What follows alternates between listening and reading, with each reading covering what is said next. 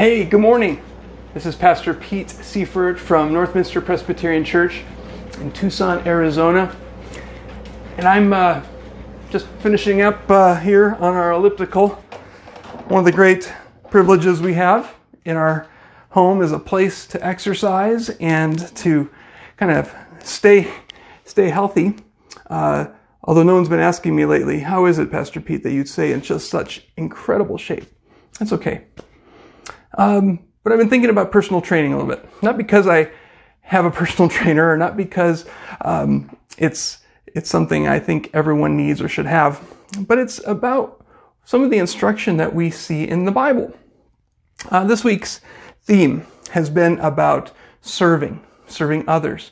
And today the topic is about specifically using our gifts and abilities to serve others.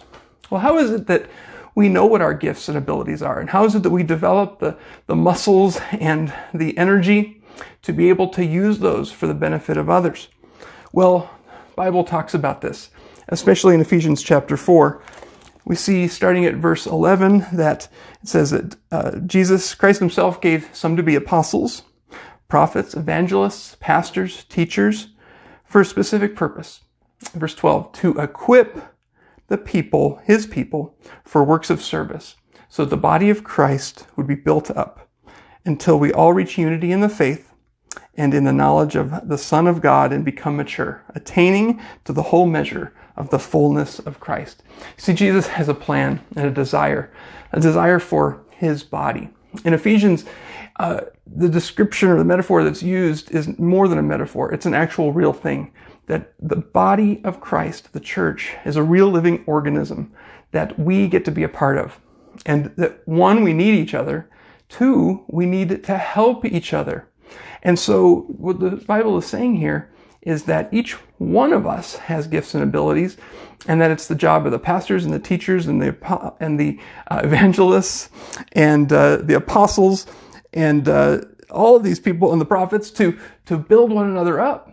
So that if there's someone who needs personal training, that we identify, help them, and get us moving so that we're all moving together for the fullness and purpose of Christ.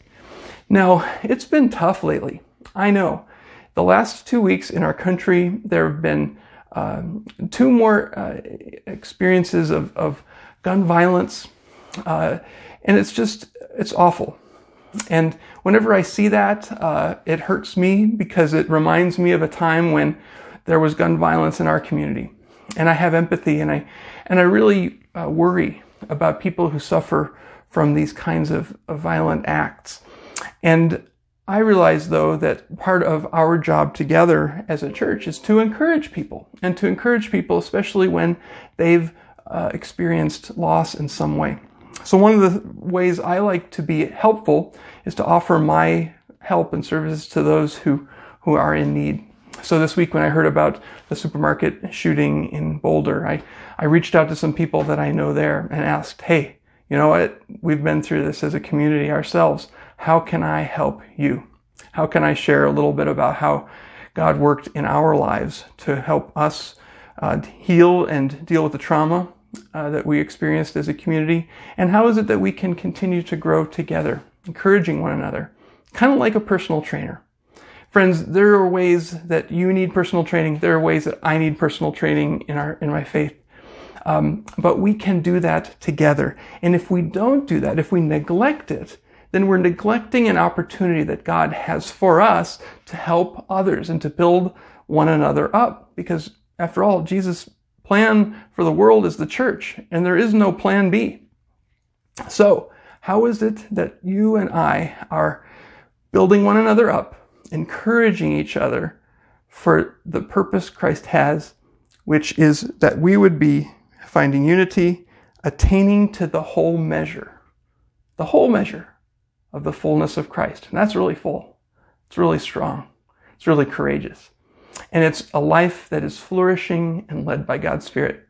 I hope that today you are encouraged, that you discover God's blessing as we continue to serve our God, as we head into Holy Week next week, as we follow Jesus to the cross, who showed his love for us so much. God bless you, friends.